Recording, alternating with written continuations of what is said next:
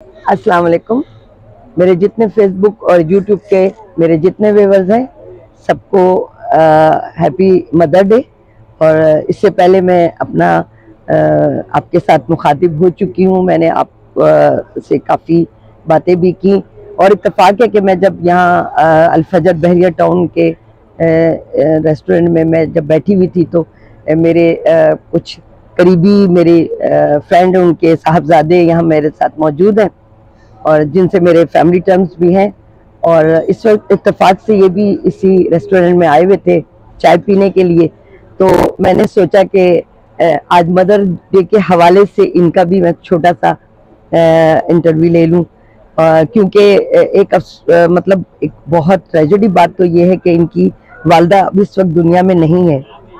और उस हवाले से मैं समझती हूँ कि जो कैफियत या जो सिचुएशन उनकी है जिनकी माएँ दुनिया में नहीं है, क्योंकि ये बहुत बड़ा अलमिया है कि हमारे यहाँ जिनकी माएँ दुनिया में मौजूद हैं वो तो अल्लाह ताला उनको सलामत रखे, लेकिन जिनकी माएँ दुनिया में नहीं हैं तो उनको उस माँ की कदर भी बहुत है। तो उसके हवाले से मैं आज एक आपसे वो बात शेयर करूँगी कि जिनकी माएँ दुनिया में नहीं है और आज आप उनको मिस भी कर रहे हैं। मैं समझती हूँ कि जिनकी माएँ दुनिया में नहीं है वो आज उसको मिस भी कर रहे हैं इस हवाले से, इस मदर डे के हवाले से। तो मैं आज इनसे इनकी वो कैफियत पूछना चाहती हूँ कि जो आज माँ मौजूद नहीं है लेकिन इनको आज कैसा महसूस हो रहा है। तो मेरे साथ जो है उमर अजीज साहब इस वक्त मेरे साथ मौजूद हैं, जिनका ताल्लुक पंजाब मुल्तान से है और ये पर्सनली तौर पर तो ये बिजनेस करते हैं, लेकिन शौकिया ये भी अपनी टिकटॉक की वीडियोस वगैरह अक्सर बनाते भी रहते हैं। इनको काफ़ी इस हवाले से भी लोग इनको जानते हैं। तो आज ये मेरे यहाँ रेस्टोरेंट में मुझे मिल गए तो मैंने सोचा कि मैं इनसे आपका भी तारुफ करवा दूँ। तो अस्सलाम वालेकुम, कैसे हैं अजीज साहब? ठीक है उमर? और आज के हवाले से मदर डे, आपको happy mother day. Thank you. और आपकी वालदा के हवाले से मैं आज बात करूंगी क्योंकि वो इस दुनिया में नहीं है, अल्लाह ताला उनको जन्नत नसीब करे। और आप ये मुझे बताइए कि आज सब दुनिया लोग केक लेकर जा रहे हैं, माओ को लोग होटलों में लेके जा रहे हैं, घुमाने लेके जा रहे हैं। तो आज आपकी क्या कैफियत है इस आज के दिन के हवाले से? एक्चुअली मैं इस बारे में यही कहूँगा, ये एक दिन की कैफियत नहीं होती, स्पेशल एक दिन की कैफियत नहीं होती। सही, ये एक ऐसा गैप है कि जो एक टाइम से पूरा नहीं हो कभी नहीं हो सकता। ऑलमोस्ट 10 इयर्स गुजर गए, 10 साल गुजर गए, सही, गैप पूरा नहीं होता। सही। इवन मुझे याद है कि पहले मैं घर जाता था। कितने साल हो गए आपकी वालदा की? 10 साल, ऑलमोस्ट 10 साल। अच्छा, 10 साल हो गए। 10 साल हो गए। आप पहले सऊदीया में थे ना आप लोग? हाँ, बिजनेस पहले आप भी सऊदीया में थे, बताया था आपने। हाँ, मैं सऊदीया में था, लेकिन इससे पहले होता था ना स्टडी के लिए ना, बेसिक हम हैं मतलब बॉर्न जो है हम गांव से हैं। जी जी। तो जब पंजाब मुल्तान हाँ, सिटी में स्टडी करते, हॉस्टल में रहते थे। अच्छा। अब जब भी हमने हॉस्टल से जाना है ना घर, जी जी, घर इन हुए हैं तो सबसे पहला सवाल, कोई भी मिले सबसे पहला सवाल होता था मामा कहाँ है? माँ का सवाल बिल्कुल सबसे पहला सवाल होता था। अभी वो चीजें जो है ना, ये गैप कभी पूरा हो नहीं सकता। मेरे ख्याल से हर दिन मदर डे होता है, हर दिन। और मैं इस चीज के लिए थोड़ा सा 1-2 केसेस आए और कुदरती बात है कि 2-3 दिन पहले ये ऐसे कुछ केसेस सामने आए।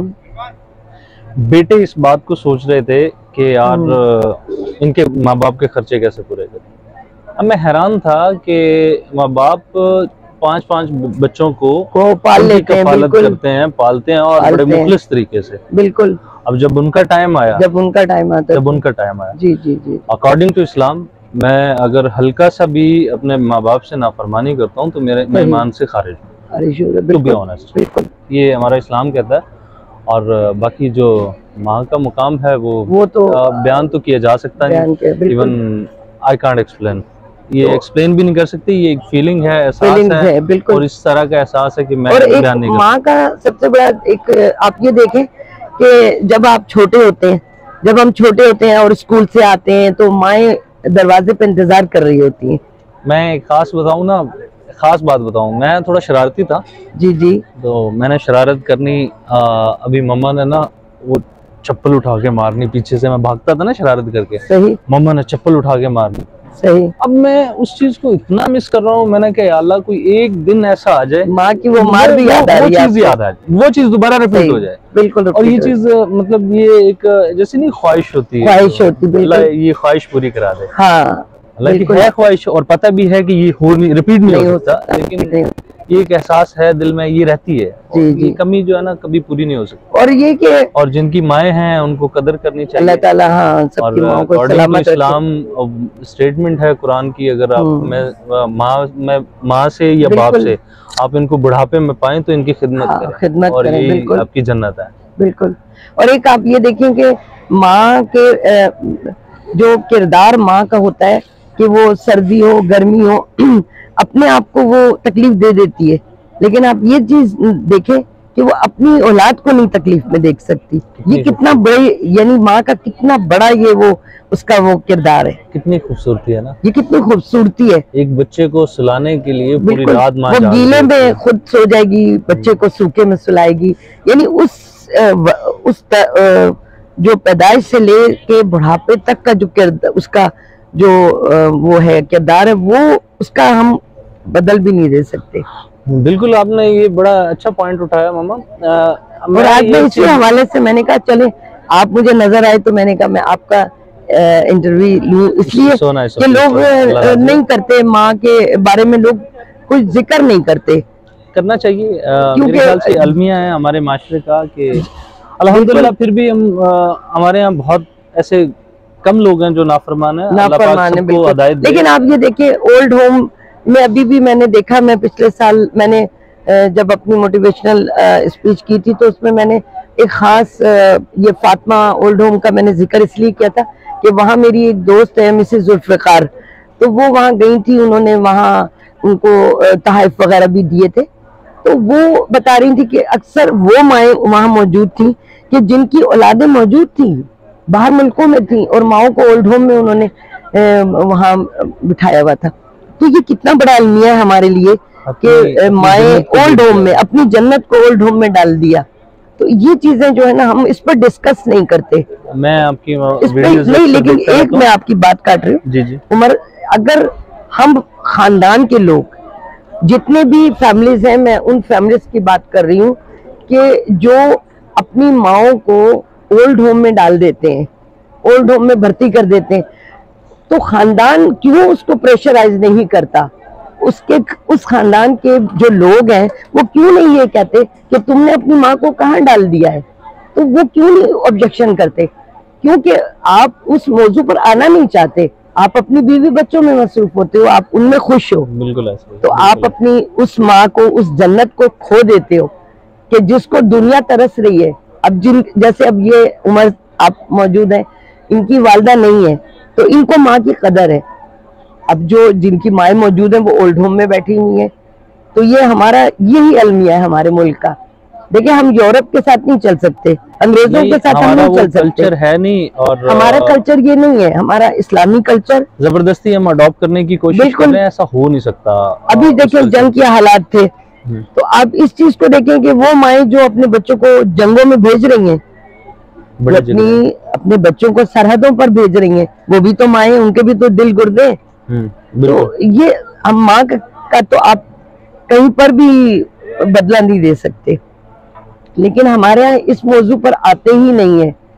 जब शादियां करते हैं लड़के तो अक्सर अलग हो जाते हैं, उनको अलग होने का शौक बहुत होता है, बीवी को लेके अलग हो जाते हैं। तो माओ को नहीं देखते जिन माओ ने उनको ये तरबियत दी, जो आज उस मकाम तक पहुंचे हैं। तो वो ये चीज, इस चीज को हमेशा हम लोग जो है ना भूल जाते हैं, अपने फराइज को भूल जाते हैं, और जो फराइज को भूलते हैं तो वही फिर नाकाम भी हो जाते हैं। देखें माँ की दुआ होती है, आप देखें जिन माओं की औलादें नेक और अच्छी होती है, आप उनकी औलादों की तरक्की भी देखें कैसी होती है। बिल्कुल ऐसा, वो तरक्की भी करती है औलाद, बिल्कुल ऐसा, क्योंकि माँ की दुआ होती है उनके पीछे। वो कहते हैं ना माओं की जब तक दुआएं हैं तो उन पर आंच नहीं आ सकती। मेरा एक टाइम गुजरा था घर में, जब मैं स्टडी से फ्री हुआ, मैंने पढ़ाई कॉलेज कंप्लीट किया। मैंने आपने मुल्तान से पढ़ा? जी, मुल्तान से फिर मैं इस्लामाबाद चला गया, इस्लामाबाद से स्टडी की। तो थोड़ा सा टाइम, लिटिल बिट टाइम मेरा लाहौर में स्पेंड हुआ स्टडी के हवाले से। जब मैं फ्री हुआ तो कुछ करने का था नहीं, और मोस्टली हमारी फैमिलीज में ये जॉब वगैरह को नहीं, इतना अच्छा नहीं समझते। हाँ, बिजनेस करने वाले लोगों का बिजनेस करते हैं। मैं उन दिनों तकरीबन मेरे ख्याल से कोई 1 साल में फ्री रहा घर पे, और बड़े मुझ पे टाउंट होते थे यहाँ वहाँ से, मतलब इवन के मेरा एक भी वोट नहीं था, सिर्फ एक वोट था। बहनें तो बिल्कुल वो तो साथ ही होती है ना, एक वोट था मेरा, वो वोट ये था माँ का। अब सब जब मेरे अगेंस्ट बात कर रहे होते थे ना कि ये बंदा कुछ नहीं कर सकता, ये पता नहीं क्या करेगा लाइफ में, वहाँ पे मुझे आज भी वो अल्फाज याद है अम्मी के। अम्मी कहती थी, करे जो ये करेगा ना तुम में से कोई नहीं कर सकता, कोई नहीं कर सकता, उसको पता था ना। हाँ, करे जो ये करेगा कोई नहीं कर सकता। देखिए कॉन्फिडेंट कितनी थी अम्मा, कितनी कॉन्फिडेंट थी इस बात पे कि जो ये करेगा औलाद को उन्हें पता था ना कि मेरी कौन सी औलाद। बहनें बताती हैं कि मैं जब घर से रेडी होकर निकलता था या कहीं किसी इवेंट पे जा रहा हूँ या मैं स्पोर्ट्स के लिए जा रहा हूँ, मम्मा बाहर निकल के मुझे पीछे से देख रही होती थी। ये मोहब्बत थी, ये मोहब्बत थी माँ की। तो जाहिर है मोहब्बत पूरा नहीं हो सकता, अल्लाह पाक उनकी गैप पूरा कभी जिंदगी में नहीं हो सकता। No doubt, no doubt. और अल्लाह ताला उनको जन्नत नसीब करे। और बड़ी अच्छी आपसे मेरी मुख्तसर गुफ्तगू हुई, लेकिन अच्छी हुई। और इसी हवाले से के मतलब जिनकी माएँ नहीं है तो उनको अपनी जो माएँ मौजूद हैं, जिनकी अल्लाह ताला ने जिनको जिंदगी दी है, जिनकी माओं को, तो उनको कदर करनी चाहिए। हम यही कह सकते हैं। पंजाबी में कहते हैं मावा ठंडियां छावा। हाँ, मावा ठंडियां छावा। फील करें ठंडी। हमने तो एक वर्ड सुन लिया, उसके एहसास में गए नहीं, कभी गए नहीं। अब हमने गाड़ी के पीछे लिखवा लिया माँ की दुआ, जन्नत की हवा, ये सब, लेकिन आप उस पे अमल भी तो करें। अमल भी करें, बिल्कुल। बाकी अल्लाह पाक सबको हिदायत दे। हिदायत बेशक अल्लाह के पास है, और ये एक मौका होता है मेरे ख्याल से, मुझे इससे ज्यादा कुछ नहीं लगता। आपकी जिंदगी में एक मौका ऐसा आता है अल्लाह की तरफ से कि ये तुम्हारी जन्नत भी है, जहन्नम भी है। अगर तुम इसकी कदर करते हो तो तुम्हारी जन्नत है, अगर कदर नहीं करते तो जहन्नम है। पॉजिटिव नेगेटिव दोनों साइड से आपका, अगर आप इस चीज को सही इस नजरिए से देखते हो कि अल्लाह ने मुझे मौका दिया, बिल्कुल, मुझे माँ बाप दिए, मैं अभी इस कदर हूँ, मेरे जान है, मैं कर सकता हूँ, कमा रहा हूँ, सब कुछ कर रहा हूँ, माँ बाप का सहारा हूँ, बिल्कुल। तो अगर आप इसको पॉजिटिव यूटिलाइज कर रहे हैं, अगर माँ बाप की कदर कर रहे हैं आपका, देखें मुझे तो यहाँ तक, मैं तो यकीन करता हूँ, मैं अपने बाबा को जब देखता हूँ सुबह मॉर्निंग में, मैं सिर्फ इस सेंस से देखने जाता हूँ उनका, सिर्फ उनको देखने की ये मेरी इबादत है। बिल्कुल, टू बी ऑनेस्ट मुझे ऐसा लगता है कि ये मेरी इबादत है। मैं उनको सिर्फ देखना ऐसा समझता हूँ मेरी इबादत है, माँ बाप को देखना इबादत है, बिल्कुल सही। तो बाकी अल्लाह पाक सबको हिदायत दे। लेकिन और अच्छा, एक और खास बात के आप पाकिस्तान के बारे में क्या कहेंगे, जो अभी जंग हुई है और अब सीज फायर भी हो गया है, जंग रुक भी गई है, अच्छा साइन है। तो ये एक अच्छा हमारे मुल्क के लिए बेहतर हुआ, रुक जानी चाहिए, और रुक जानी चाहिए, क्योंकि अभी हमारे मुल्क को बहुत तरक्की की जरूरत है, अभी हमारी आवाम को आगे बढ़ना है। मैं इस बारे में थोड़ी सी स्टेटमेंट रखता हूँ। जी, आप बताइए। मैं तो ये रखता हूँ कि देखें, इस्लाम में टोटल जंगें जो होती है ना, डिफेंसिव होती है, अपने डिफेंस के लिए आपने जंग लड़नी है। अब स्टार्ट उन्होंने किया और बड़ी खुशी हुई, मेरा दिल करता, और इंडिया को देखे शिकस्त हुई, वो तो होनी थी, क्योंकि हमारी अफवाज का मुकाबला नहीं कर सकते, हमारी आर्मी का, हमारी अफवाज का मुकाबला। एक दुनिया में आज नाम है उसका, पाकिस्तान का एक बड़ा नाम है, क्योंकि आज मैं देख रही थी अभी न्यूज में कि पाकिस्तान की अफवाज को एक वो फौज करार दिया है जो दुनिया की सबसे पावरफुल ताकतवर कौम है। यानी हमारी जो फौज है उसके बारे में बड़े बड़े मुल्कों ने यानी उनकी तारीफ की है, और ये हमारे लिए बड़ा फख्र है, हमारे पाकिस्तानियों के लिए, कि हमारी फौज जो दुनिया भर में उसका एक नाम है। और आज ये जो इंडिया जो अपनी हार मानकर बैठ गया है, उसकी यही वजह है, क्योंकि जब हमारे साथ हमारी फौज के साथ ताकत अल्लाह ताला की है और पंजे तन की ताकत है।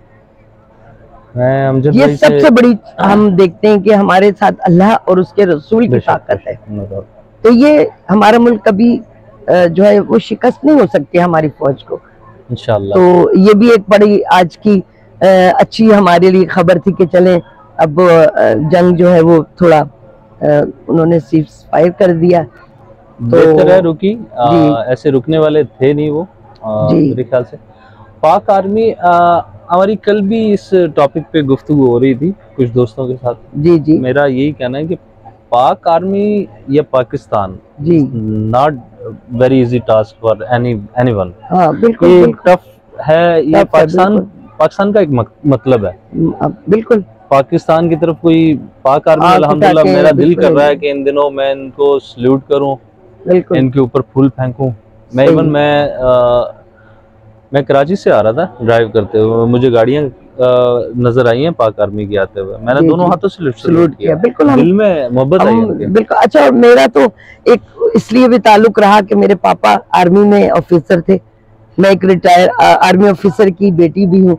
मेरे लिए बड़ा फख्र है और मैं सल्यूट भी करती हूँ आर्मी को कि मैं आज उस मकाम पर आज अपने बाप की वजह से हूँ, और ये मुझे बड़ा फख्र है। आज भी मैं बड़े फख्र से ये बात कहती हूँ कि जो भी हम आज बहन भाई इतने बड़े बड़े ओहदों पर हैं, हमारी औलादें भी माशाल्लाह पढ़ी लिखी हैं सबकी, कोई डॉक्टर है, कोई इंजीनियर तो हमारे खानदान में ज्यादा है बल्कि। तो आप ये समझें कि ये सब हमारे बाप की वजह से हमें मिली है। बिल्कुल। हमें अपने बाप की वो हमारा फौजी, यानी हमारे घर का निजाम भी फौजी था। हम पंक्चुअल होना, हम एक मतलब हर एक चीज को हम एक फौज की तरह लेते थे घर में। तो हमारे पापा का भी एक रोब ऐसा था ना कि घर में भाई वक्त पे खाना होना चाहिए, ये नमाज, हाँ, एक डिसिप्लिन जो थी वो हमें अपने विरसे में मिली, बाप के विरसे से, और ये हमें हमारी फौज है। तो मैं सल्यूट करती हूँ अपनी फौज को, अपनी आर्मी को। अल्लाह ताला हमारे फौज को, हमारे मुल्क को हमेशा सलामत रखे। और इसके साथ ही हम दोनों इजाजत लेंगे आपसे, और इंशाल्लाह मैं एक नए इंटरव्यू के साथ आपके सामने हाजिर होंगी। मेरे जितने फेसबुक यूट्यूब के मेरे जितने व्यूअर्स हैं, सब इस इंटरव्यू को जरूर देखें, क्योंकि इसमें आपको वो चीजें भी मिलेंगी जो आप आम जिंदगी में आपको कोई नहीं बताएगा। तो ये मैं आपसे अब इजाजत लूंगी।